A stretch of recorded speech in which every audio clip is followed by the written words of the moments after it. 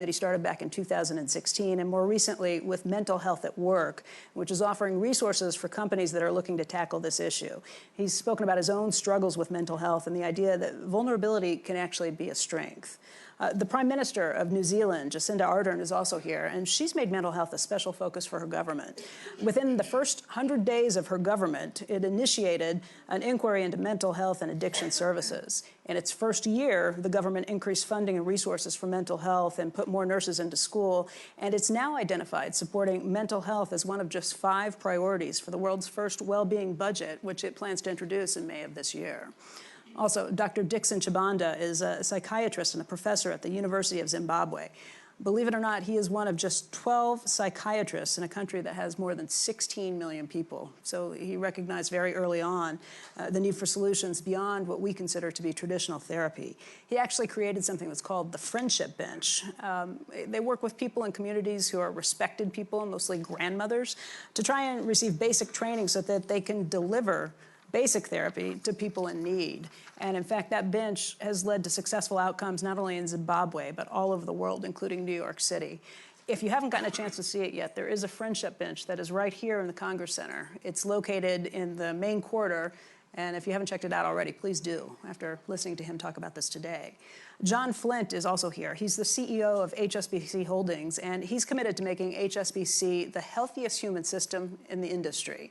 And that is no small feat when you start thinking about balancing, fostering a culture of mentally healthy workplace with an industry that is a notoriously difficult place to work. It's highly competitive. It's a very bottom-line focused industry. So he's going to tell us how he plans to make that happen.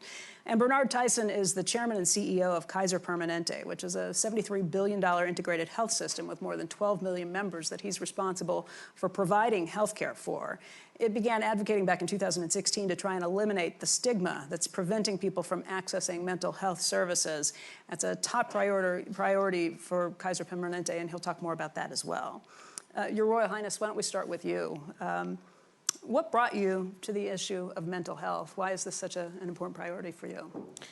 I think we have to go quite a long way back in time to answer that question. The work I've been doing with charities to do with addiction, homelessness, veterans welfare, young disadvantaged people, it all started to merge that there was one topic at the heart of everything that was being discussed. And the work that my brother and my wife was doing as well, we all sat down after quite a few years of doing this and things, and we started realizing that there was this sort of elephant in the room, if you like, that was never being grappled, and it crossed between all the different sectors and all the different organizations that we were working with. And mental health was the thing. And we realized no one was talking about it. No one wanted to talk about it. And we thought, this is something that we can actually take on. It needs verbalization. It needs somebody to lead on this. It needs somebody to speak out about what was going on and warn everybody and show everyone that this really matters and how it's linked. And so we kind of built on that momentum, sat down, and we started looking around the sector. And there had been a lot of fantastic work done in the mental health sector, particularly in the UK, on this issue, but they'd never managed to punch through a glass ceiling. The stigma and I think fear and embarrassment from a lot of people sort of suppressed any kind of advancement they could make. So we set up Heads Together, which was a campaign to try and tackle the stigma around mental health, because we felt if we could tackle the stigma, that was one thing that would allow these mental health charities to do more of their work and be able to reach more people and allow people to come forwards, because we knew there was an underlying massive problem that hadn't been opened up yet. So by doing the campaign, we were conscious that we were probably going to unleash quite a big beast, if you like. And obviously it was like a sort of boil almost. It's a horrible analogy, but it's a good one. It's like a boil bubbling away. You need to lance it, as medical people tell me the whole time, and let the stuff out and let people express what they need to express. And what was very interesting from when we set up the campaign was that not one celebrity wanted to join us. Not one person wanted to be involved in the mental health campaign Heads Together. Really? Yeah, absolutely. You reached out to a lot of people? We ran out to a lot of people, and nobody, before we started, was interested in being a part of Heads Together because it was mental health. That was 3 years ago, and that was a big deal. And then obviously once we started getting the ball rolling, once we started showing people a lot more what we were going to do, and people realised that Catherine, Harry and I put our necks on the line here, that actually maybe it was okay, we could join. And then some very brave people came forward, from celebrities and from normal people who decided that this was really important. And they bravely took on the task of speaking out about mental health. Do you now have people who had turned you down before saying, well, wait a minute, maybe I am interested? It's now become a lot easier to talk about, which is fantastic news. And that was the whole point of the campaign, was to allow people to feel the freedom and the space to talk about it and not feel there was a stigma. Mm-hmm. Prime Minister, you made this a big issue from the get-go in your government. Why is that? I think, unfortunately, one of the sad facts for New Zealand is that everyone knows someone who has taken their own life. Now, we're a small country, less than 5 million people, but last year over 600 people committed suicide. And of course, that's only one marker of well-being. And you saw in the video reel it played, 1 in 4 people in their lifetime will experience a mental health issue. And so for us, this is something that affects everyone, because either you have someone in your family who may be affected, a friend, or you yourself. And so they say in politics, you know, everything is personal, and for me the issue of mental health was deeply personal. I've lost friends, and I wouldn't have to look far in my cabinet to find others who have as well. So for us, it's a moral issue. Equally, it's an economic issue as well. When you have so many people affected by mental health, of course that affects your productivity, and there's good reason why business should be taking this on, for both that moral imperative but that economic imperative as well. So for both reasons, 5% loss to GDP, but also the moral reason, it's a real priority for us. Dr. Chibanda, tell us a little bit more about how you came up with the Friendship Bench and how it works. Sure. Maybe let me just start by describing what it is first. The Friendship Bench is a brief psychological intervention which is delivered by community grandmothers who are trained in the basics of what we call cognitive behavioral therapy. It's evidence-based. There are over 30 peer-reviewed publications about the Friendship Bench, including a huge cluster randomized controlled trial. It's cost-effective, and we've managed to replicate it in a number of countries, including in New York City.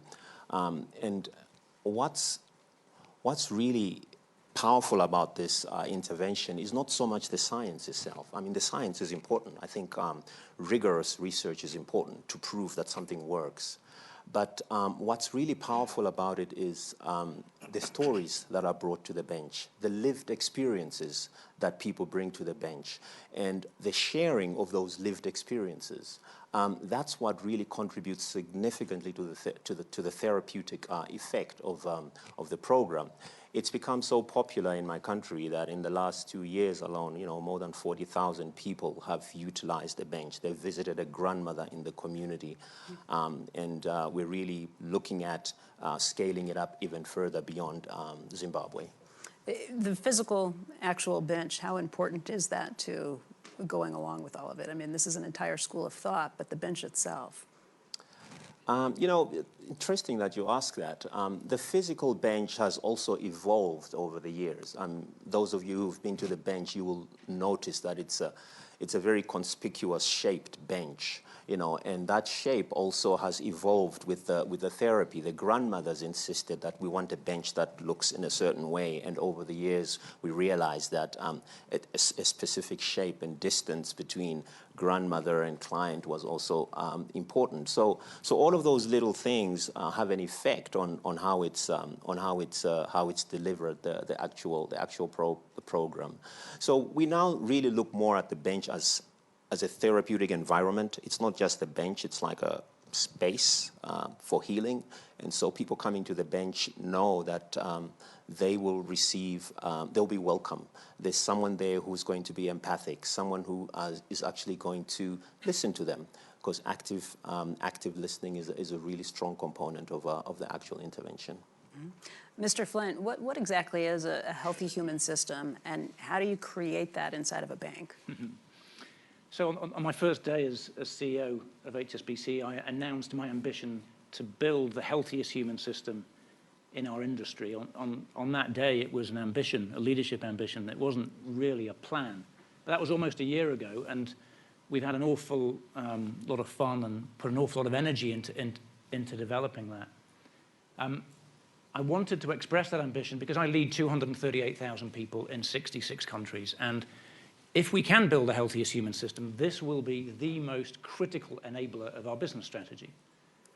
The suggestion that in some way this is in conflict with the hard-edged, competitive, testosterone-fueled nature of banking, I don't agree with at all. I think this should be a critical enabler. So what have we been doing and what have we learned? Well, the first thing I started to do was talk about this ambition and to talk within that ambition about mental health. We have a very strong culture at HSBC. It's a very hierarchical organization. And I quickly figured out that if I started to talk about this subject, that would give permission to others to talk about. And once you start a conversation like this, you have to learn very quickly because you lead with something based on research and information and your own preparation, and you quickly get some feedback. So where are we? Well, I think we're in a place now where we can comfortably say within HSBC that everybody has mental health. The first time I spoke about it, I didn't speak in those terms. We're all comfortable that we have physical health. Well, we all have mental health. Those of you who think you enjoy good mental health, well, that's great. But we all have mental health. And therefore, we all sit on this spectrum, a spectrum that at the tough end involves illness, where professional help and care and treatment is required, down to the wellness and well-being end, which is where most of, I guess, the people that I lead would sit.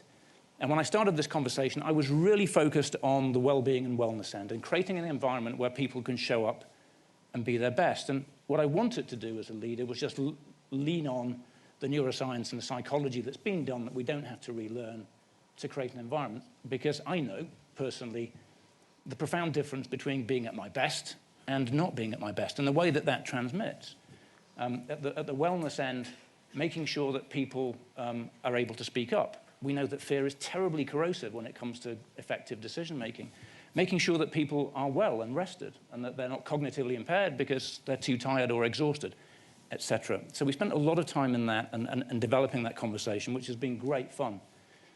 But I've also had some really great insights into the tough end of the spectrum, the illness end. And what I would share I've learned is this. Within our system of 238,000 people, we do have a lot of people who have survived mental illness and who have come out the other side. And we've learned that, just as with physical illness, you can recover. But I've also learned that those who have recovered often possess a resilience and a resourcefulness and an interest in human nature and an empathy and an EQ that often the rest of us don't possess. So I now absolutely regard the survivors who've come through this as an absolute asset to HSBC and a community that we should celebrate. This journey towards the healthiest human system is the most inspiring thing I get to do in my job. How will I know when we've got there? I think we'll have got there when everybody at HSBC feels safe and secure in the workplace. They can turn up and be themselves, and they know that they're in a place where they're safe and secure, and where they can be confident that wherever they are on that spectrum, that tomorrow can be a little bit better than today. And if we get to that point, we'll be in a good place. Mr. Tyson, how big of a problem is mental health, the issues that go along with that? What's Kaiser Permanente doing to tackle that? It's a quiet epidemic because we don't talk about it openly. It is, when you really look at the evolution of the healthcare system, at least in the United States, it is still predominantly a fix-me system. It is available after something happens when you get sick. Then on top of that, we decided to separate the head from the body. And so we work on the body, but when something is going on in the head, we send you to another room. We create another record. And then we put a negative stigma around it where you can't talk about it. So every organ in the body is covered. The heart, the lungs, kidneys. We talk about it freely. I have diabetes. I have cancer. I have heart disease. I have a mental problem. It's one of those, I don't think I can talk about that. Secondly, we design a health system, and this is what I bring here to the World Economic Forum, that in the World Economic Forum narrative, in which at least the first and the second industrial revolution was really about you created something through the physical body. So you had a health system that helped people to return back to health from a physical standpoint. In the third revolution, and for sure what we're talking about now, is about the mind, the cognitive. You put that against a backdrop of where we are today, and you look at the statistics that we're talking about. Young girls between the ages of 15 and 19, the #1 killer, suicide. Someone with severe depression and mental illnesses has a life expectancy that's up to 20 to 25 years shorter than the normal lifespan. You look at where they end up at in the severe end of homelessness and all the other things. And I would offer to you, we have to transform and reconstruct the system that now is engineered to take care of the real world problems of the 21st century, which is mental wellness and well-being. So inside of Kaiser Permanente, we have framed 3 building blocks of the future health system. Medical excellence, mental health and wellness, and social care. And that you cannot look at these in a vacuum, you have to look at it holistically. Because the centerpiece is how to help a person live as productive and as healthy of a life as possible. And the piecemeal approach is no longer, I think, the right way to address mental health and wellness to help individuals. So we have resourced a lot on asking people to speak up and speak out, which we call Find Your Words. And we are redesigning a delivery system. So for example, we have mental health specialists in our primary care units. We have new technology where you can reach us offline. The final thing I would say is that we are also focused now on social care, that we're putting directly in the lane of health and wellness. Last year, I announced a $200 million commitment that our organization is making to homelessness and affordability of housing. Last week, we announced that we bought with someone else a building in Oakland, California to protect affordable housing.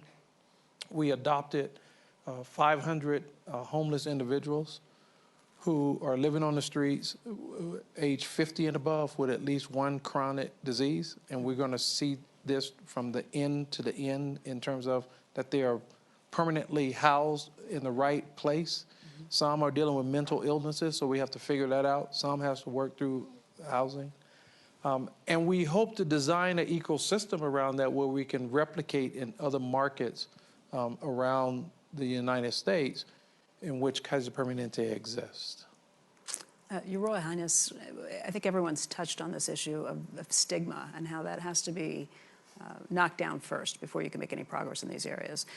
By you addressing this, but not only addressing it, also admitting that you've grappled with it yourself, I can only imagine that that made a lot of people feel more willing to come forward and talk about their own issues. Do you hear this from people? Have you been approached by a lot of people? I think predominantly the Heads Together campaign and how sort of out there we were with mental health.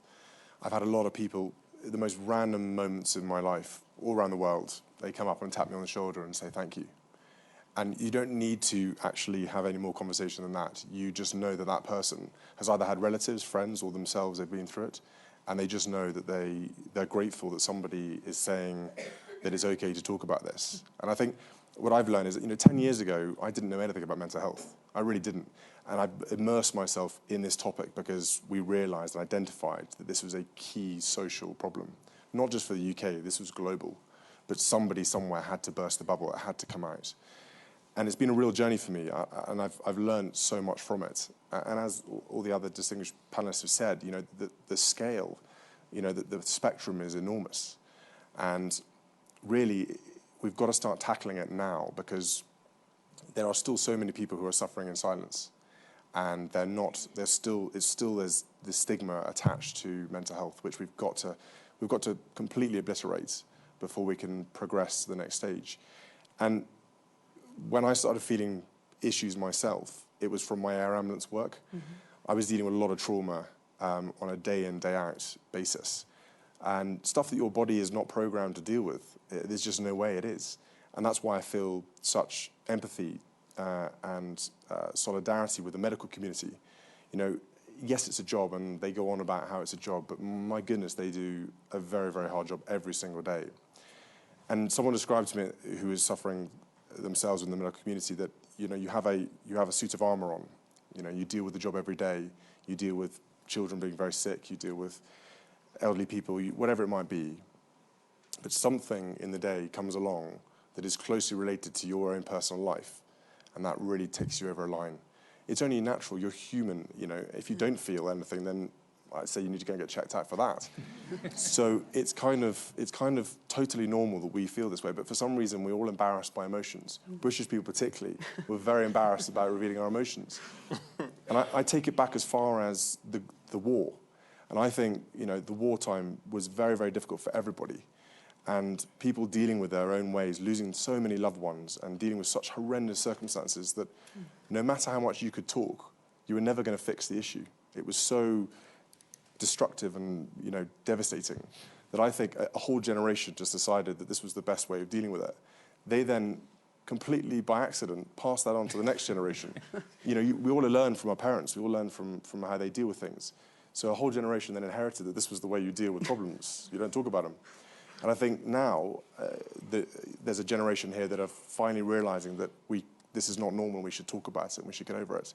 And that's why it's fantastic that, you know, people like the Prime Minister of New Zealand, you know, she understands and she gets this, that this is a generational issue and that we've got to start tackling it now so that our children and our grandchildren don't have to go through this sort of process and they can be a lot more open about it. Was there a particular incident at work that really made you think this hit home in such a hard way? Yeah, and I still find it very difficult to talk about it.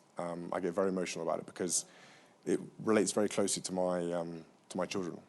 And so it is very, very hard to talk about it. And lots of people in the medical community have these particular cases where I don't think you ever get over it because you go through someone else's pain and you live with it.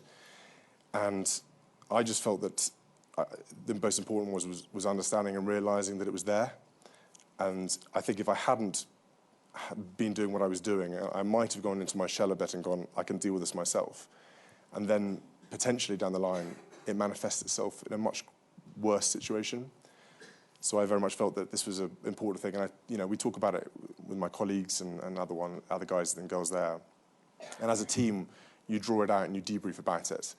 And the whole team was very affected by this one particular job. And you manage it that way. And I know that if I hadn't taken the action that I did then, I would have definitely gone down a slippery slope and I would have been dealing with mental illness on a different level. Prime Minister Ardern, I was surprised to hear when we were talking before that New Zealand looks at this a little differently. It's not an issue that's kind of tamped down as much. It's very much talked about and has been for a long time. We absolutely have the conversation, absolutely. And unfortunately, that's a consequence of those staggering statistics. You know, probably when people think of New Zealand, they don't think that we would have one of the highest rates of youth suicide in the OECD. It's not a natural connection that you would make. But the fact that we talk about it doesn't mean the stigma is gone. Yeah. Doesn't mean that we have that conversation at a national level. It still doesn't carry stigma at an individual level. One of the things that I think, you know, at least have made the observation that has over time been really powerful, everyone will know New Zealanders are quiet fans of rugby. We keep our sporting obsession quite low-key. But of course, there's attached to rugby a particular culture. One of our very famous rugby players in New Zealand became part of a campaign talking openly about mental health issues. Mm-hmm. And that, I think, in some ways has been, was, I think, quite groundbreaking. It was the start of some of those conversations, but not just at a national level, but personalising it. And just because I have the opportunity to do so, I do want to pay tribute to His Royal Highness. I just don't think you can underestimate the power at an international level of you having spoken so openly. It's had the effect on the global stage of a rugby player on a domestic stage has had, and I think policies matter, programs matter, but actually conversations matter enormously. And when you have someone of such standing having that conversation personally, you know, what does it say to that young person in the United States or that young person in Zimbabwe or New Zealand? I think it's incredibly important. Then the rest comes to us to then make it easy for those individuals who need help to be able to access help, to access that support, to make it easier. And that's where we start getting into something more than the conversation and into the policy, into the political. Yeah, and let me open it up a little bit there. Whoever wants to jump in on this. Once you acknowledge there's a problem, once you have people maybe talking about it a little more openly, what happens next? What is the next step? Dr. Chibanda, Mr. Tyson, maybe one of you has an opinion on that. What do you do at that point? Well, it's a combination, I think, of how do you then have a safety net to reach the person. In our Find Your Words campaign, we openly give both an address that they can reach us through technology, a phone number to reach out to, so we could begin that process. Just to give you an example, last year in Kaiser Permanente, for all of our mental-related visits and health care, that was over 4 million visits last year. So just to give you a sense of the mass production on the supply side, and we're hiring resources and retraining and doing other things. But it is absolutely the right headache to have, where you have people speaking up and speaking out. But then how do you build a new infrastructure to lend support and to help someone through it? I had one of my executives who speaks very openly about what he's dealt with, and he described to our leadership team one day, it's like wearing a helmet that you can't take off. And it gives such a visual image of what it must be like for those of us who may think we don't have it, but whatever it is. And one of the things I do around the country, and I'll do it now, a little bit of audience participation, I always ask the audience, and I'm asking you now, how many in this audience know of someone, family, friend, neighbor, loved one, possibly yourself, who is suffering from, or you believe is suffering from, some form of mental illness? Yeah. I think That tells it all. Yeah, pretty much everyone. And just multiply that around the world. Yeah. And I do this when I speak, and it reminds me of the road that we all have to travel and the recreation now of an ecosystem that deals with the reality of what is life in the 21st century. And I think that's the journey that we're on. Dr. Chibanda, we pointed out at the top that, that there's not enough money that's being spent on this by governments, by other organizations around the world. On average, governments spending less than 1%, not of their budget, but of their health budget on this issue. What do you do with the shortage of resources? What resources would it take to really get your arms around this? So I think there are a lot of positives, you know. So firstly, if we look at the last 15 years, there's really been an exponential growth of evidence-based programs, you know, that tick the box in terms of, you know, the evidence, the cost effectiveness, scalability, you know, simple, cheap, it can be replicated. The key question really is we've gained traction, you know, in terms of producing the evidence. We really now need to be scaling up the programs that are simple. We know that there's quite a number of programs out there We know enough to be scaling up. And I guess this is why this year in Davos, we're really saying it's time to act. You know, as you just illustrated, you know, everyone everywhere should have someone to turn to for their mental health needs. It's not always about resources. I think often it's about getting the right mix and making sure that we're getting the appropriate returns for our investment in a program. You know, and so I think, for instance, if you look at low and middle income countries, most countries invest in psychiatric institutions, which is an outdated concept. If the few resources that are in low and middle income countries could be focused in the community, it would make a huge difference. You know, we need to take mental health to the community. And I think this is one of the reasons why the Friendship Bench is successful. It's a program which is embedded in the community and it's run by community members. We need more of those kind of programs. With the little resources that we have, we can make a huge difference if we allocate those resources in the right places. Prime Minister? I would absolutely agree with that, but if I were to make another plea as well, and perhaps this is just what I know at least we're finding is that focus on early intervention, also meaning early literally in terms of our life course.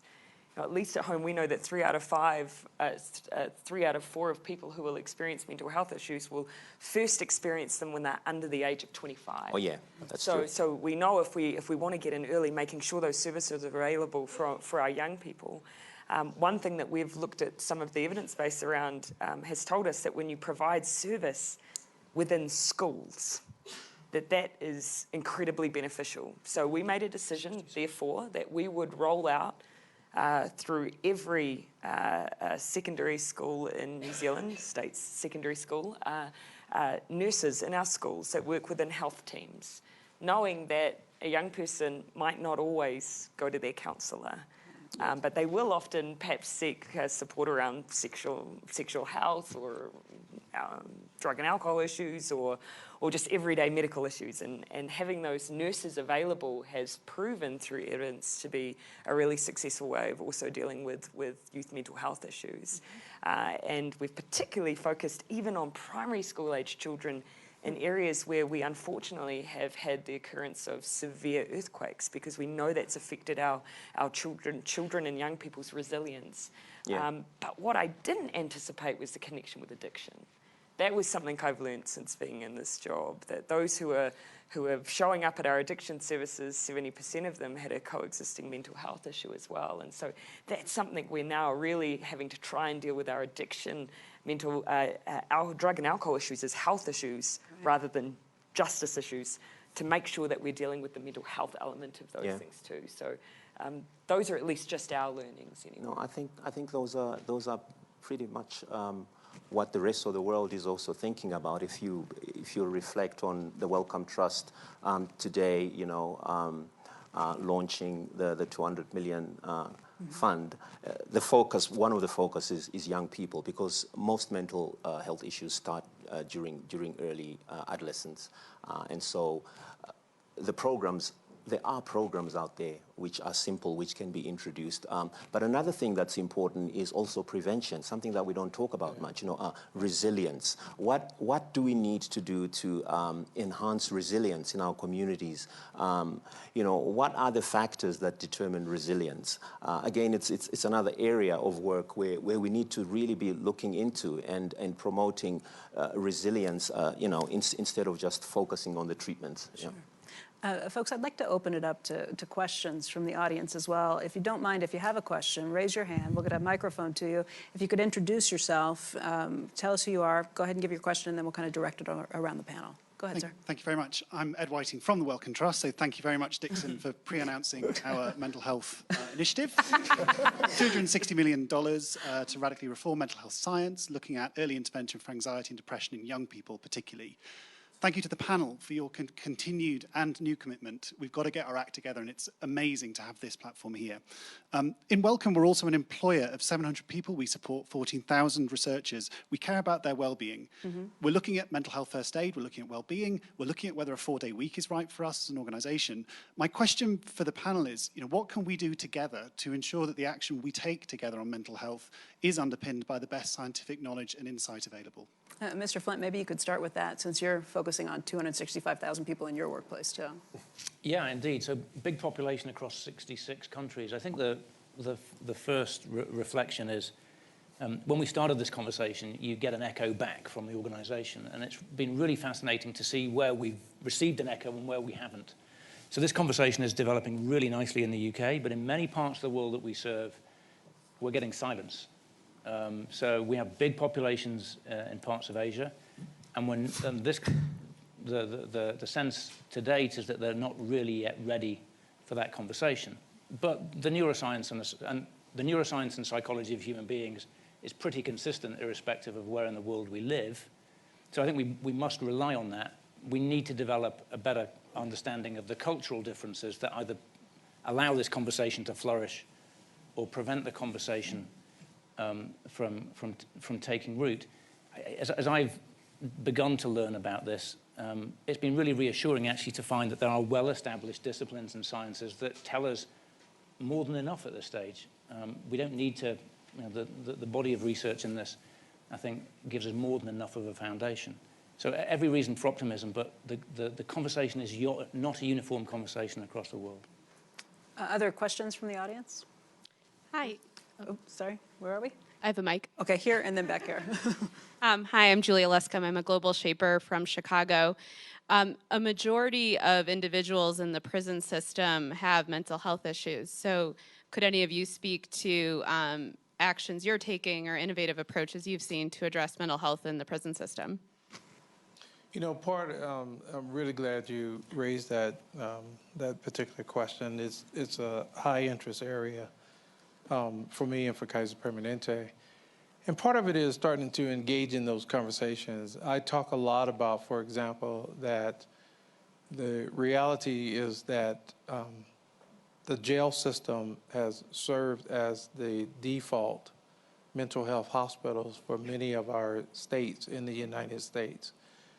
And the prison system is ill-informed and ill-equipped to handle those situations. The other thing that we are starting to spend more time is how do you deal with the intervention of how to address and deal with someone who is in front of you clearly suffering from a mental health process. Many in the police force have been taught certain ways, obviously, to get control of the situation that leads to injuries and deaths and other situations. And so there's an educational aspect that we still need to work on together about what's the new technique and the training to diffuse issues to begin to address it. And I think that the third issue is around the lack of the infrastructure in our country and the totality of it. And so there are a lot of hospital beds being used as a mental hospital setting. And most of the laws that are written to hold someone against their will, but for their safety, is very limited in scope.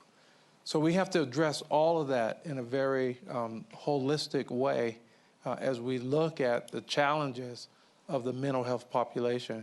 And by the way, in our work that we're doing around the homeless situation, same issue that in a lot of situations you will find a large percentage of those who are homeless is, in fact, dealing with some severe mental challenges. Another question over here? Sure. Hi, my name's Alicia London. I think we have a microphone right here for you. Yeah. Hi, my name's Alicia London. I am the CEO of United for Global Mental Health. Firstly, I just wanted to thank all of you for your incredible leadership. This is so needed on this issue globally, as we've heard today. I wanted to go back to your question a little earlier, Becky, on financing. I think it's such a strong indication of that kind of leadership not being there around the world when On average, 1% of health budgets are spent on this issue. The Lancet Commission on Global Health and Sustainable Development has said that needs to be at least 5% in low-income countries and 10% in high-income countries, and there's such a long way to go. On foreign aid as well, it's minuscule alongside other physical health issues as we've focused on in the past, as Bernard has explained.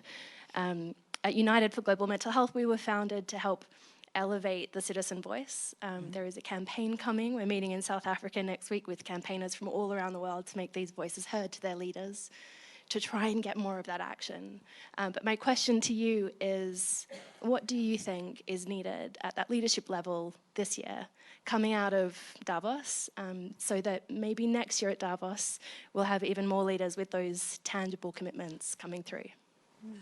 Prime Minister, you want to tackle that one? Well, I mean, spending is one indicator.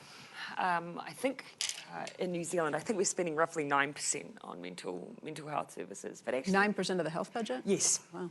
But I'm not entirely convinced that's necessarily the best indicator of quality for us, for those who are trying to access mental health services. Because so many are trying to access those services, and B, what are we doing to make sure that we're doing that preventative work and really supporting that general well-being of our population. And so, as was said in the introductions, in our first 100 days, we went out and we undertook this piece of work around mental health and addiction, which is reported back to us recently. And essentially what we decided was that we want to prioritise mental health in our budget this year, and it is one of 5 priority areas for us.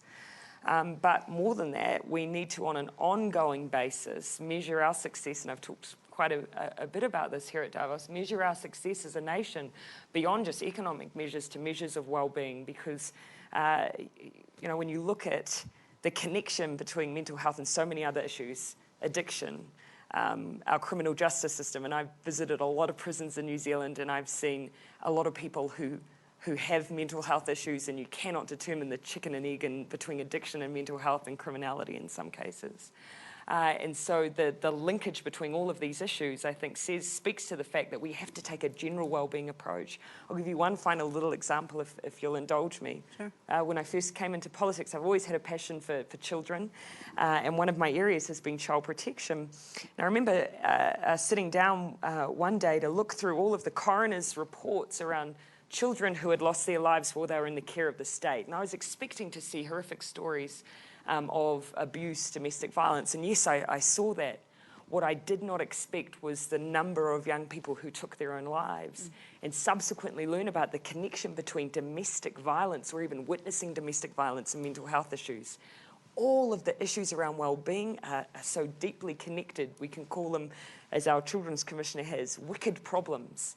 And so, yes, mental health must be a focus for us, as general health and well-being should be. But actually, if we start taking a well-being approach, then we start dealing with the difficult connection between all of these issues, be it addiction, be it our criminal justice system, be it violence. And that's where we're going as a country, trying to address these intergenerational issues and hopefully just create an environment as a country where people's well-being thrives. Your Royal Highness, is that what you saw also? Yeah, I mean, I echo what the Prime Minister's saying there. It's very, very important, and it's so interwoven that actually mental health itself, it's not really kind of like you put your hand on it and that's mental health. It's so fluid. It's sort of random. The Prime Minister's right, and the panel all by saying, it starts younger people. The early intervention is so important. That is crucial to get in there nice and early and prevent it from getting the problem is really what it's all about. But in answer, and Alicia, I must say hello to you because Alicia helped run our mental health campaign together, so it's good to see Alicia here. On your sort of question, I think more leaders need to talk about it. I think big CEOs coming out and talking about what they're doing, prioritising mental health within the workplace. From our Heads Together research that we did, only 2% of people felt confident to talk to their HR department. And that's a staggering number if you think about it, because there's a lot of HR people in here, I'm sure, so I better be careful what I say. But it should be a lot easier to go to your HR department and speak about issues at work. Bear in mind, we spend so much of our lives at work. It would seem sensible that would be a good place to start. But again, the culture within the business, within the company, whatever it might be, has to come from the top. There has to be a feeling that it's okay to talk about it. It's okay to be mentally ill and have that support around the business. So I think I'd love to see more CEOs and those of people in positions of leadership come out and talk about their own mental health, or the fact that they prioritize mental health within the workplace. And I think I've met a number of CEOs who have been through a mental health battle, have had very severe mental health issues, yet they're still CEO of a major company. You know, that should be the positive story that comes out of it, is that despite your mental health, look what you can achieve. You know, and that's the normalizing of mental health that needs to take place. And also on that, sorry to go on, but I think having a conversation with somebody you've never had a conversation with before at work, ask them a question that you might not have asked them before, and you'll be surprised by the answer you get. That one conversation, that one small intervention, that one bit of time you take out that you might not have thought about before could open up a whole new world for that person you've spoken to. And it's okay to do that. And I think those are the sorts of actions we need to see coming out of, you know, this year. I think you should start your own personal friendship bench. Yeah, sure. It'll be very popular. John, you want to follow up on that? Actually, and just picking up from the point that His Royal Highness just made, we shouldn't be afraid that this is going to require, certainly in the private sector, this is going to require massive amounts of budgets that we can't afford. If you look at the costs that are attributed to mental ill health, and then you extrapolate that through to the full spectrum and then begin to imagine what the productivity benefits are of improving well-being, intuitively the business case is completely compelling. Now, my finance director would be shaking in his boots at this point, but it should be very compelling. Frankly, our industry has nowhere to hide on this. We have no excuses. My organization, it costs $34 billion a year to run, and more than half of that money is spent on our people. So budgets are not an issue. Prioritization is an issue, but I think we can take comfort from the fact that some of these simple interventions, the conversation with someone that might be looking a bit down, the friendship bench that Dr. Jacinda has developed, they're fantastic. They don't cost the world, and they make an enormous difference. So I would like to see in my industry us compete with each other on this basis. It's the best front on which to compete. Dr. Jacinda, in terms of your industry, we talked a little bit about this before we came out here. You've had to take all the medical terminology and skills and everything that you've learned and try and find a way to kind of translate that into English when you're trying to use this and help other people learn the same techniques. Yeah, I think language is very important in mental health, you know, and not only in Africa. We found this out in New York City as well. The words that you use to describe the symptoms, the lived experiences, makes such a huge difference on how you connect with a person who's sitting on the bench, you know, how you manage to convey empathy. You know, it's all in the language, the body language, the non-verbal communication, all those little things that we often don't take seriously. You know, I know the friendship bench is very much rooted in science, but there's that very important component, which is the human contact, which makes it successful, as I said earlier on. And so using these indigenous concepts of distress is very important. For instance, on the friendship bench, we don't normally use terms like schizophrenia, bipolar, affective disorder. We don't use those terms. We focus on the quality of life of the person that comes to the bench. What do we need to do to actually improve the quality of your life? Those kind of things, they make a huge difference. Bernard? Yeah, I mean, I think that is just critically important. You know, when I talk to my colleagues, often frame it as we're already spending the money. Mm-hmm. So the question is, how do we want to use our brain power in the redistribution? So you take, for example, the #1 disability is associated with depression. And think about how much money we spend in our companies dealing with disability payments. Well, how do we start to go upstream when we are working those kind of issues? We bring forward the research. I'm very happy that we're talking about the childhood situation. We actually did a study with the government, and we went back and looked at about 17,000 families, individuals and was able to trace it back to the childhood. And we now have data on what we call an adverse childhood experience. And we can show you the correlation of those experiences to health and mental issues as they went into adulthood. And 3 or 4 of those adverse incidences when you're a child, like a divorce, like physical, mental abuse, like being surrounded by drug addiction, those kinds of things that creates a traumatic experience for you, carries out throughout your life. And then finally, all of us should be looking at what happens in a day of a life at work, because it's so different now. You know, we all can experience this theme when we were starting to grow in our companies, in which we were taught to believe that you can leave your problems at home and come and focus on the work. Well, now your problems walk with you every day, every minute, every hour, and it's because in large part the technology and the connections. So how do we rethink people policies in our companies that allows individuals to really breathe and have a sense of wholeness and being in charge of their lives? And right now, there are a lot of people, as I said this morning, you know, at the 4th Industrial Revolution, we feel great because we feel empowered that we're changing the world.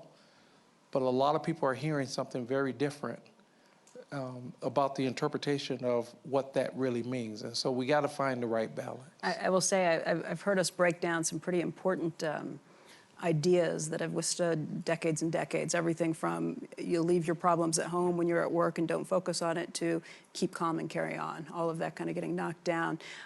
Here's a couple key takeaways that I think we're just hitting the end of the session here. But my key takeaways that I've heard from this is that it's not one problem, it's interwoven. You have everything from homelessness to addiction to criminality that's all wrapped up in this. So you can't put your finger on one issue. Stigma is a huge issue still. And finding leaders who can kind of speak out on this is the first step in trying to get more openness on this. Resources is a big issue, not just about more, but also about using them more wisely, and prioritization is a key. Workplaces can and should be leading the way, but of course early intervention is key too. If I can just go down the line, I'd like to ask each of you just a final question on this. WEF really wants to put a focus on this and make sure that we are looking for solutions. The question I'll ask is, what commitment can you make, either as an individual or on behalf of your organization, to promote mental health in 2019? If we came back here a year from now, here's what you said you could do. Bernard, I'll start with you. I'll keep on speaking up and speaking out and putting my money where my mouth is. John? Yeah, so we're going to keep the conversation alive as well, certainly at my level, but we're also going to be equipping our managers with mental health first aid skills so that they can spot the warning signs and direct people to the resources and the care that's needed, if it's needed. Dr. Chabanda? We'll continue to scale up the friendship bench because it's evidence-based until really it becomes a low-hanging fruit in the community. Prime Minister Ardern? I've probably already spoken a little bit about it, but do you know, I think there's probably something about in politics trying to model the kind of behaviour that we want to see in the rest of civil society. So I'm going to keep trying to model kindness. That's a lesson we can all take home with us. Your Royal Highness? I think I'm going to definitely going to have that conversation with somebody that needs to happen, as in, you know, looking for those moments when somebody is maybe reaching out. I think also I'm going to work with a lot with sport. I'm going to try and use sport as a vehicle to smash more stigma around mental health. I think there's a lot of ingrained issues there that can come out. I also think that I'm going to work with suicide quite a bit this year as well, particularly with male suicide, because I think that's one of the biggest killers in the UK of young men. And I think just keep momentum going. I think it's really important. We've reached the point now where we're having a panel at Davos with all of you here on mental health, which maybe 10 years ago this wasn't even feasible. So I think real progress is being made, and I just think we all need to keep the momentum going. One final note that I will again emphasize to everyone is the friendship bench is here. It's downstairs in the main corridor. Bernard said that he sat on it today and felt like he opened up and had his own session on it. So stop by, check it out. I would like to again thank all of our distinguished panelists here today, and thank you all for being here today.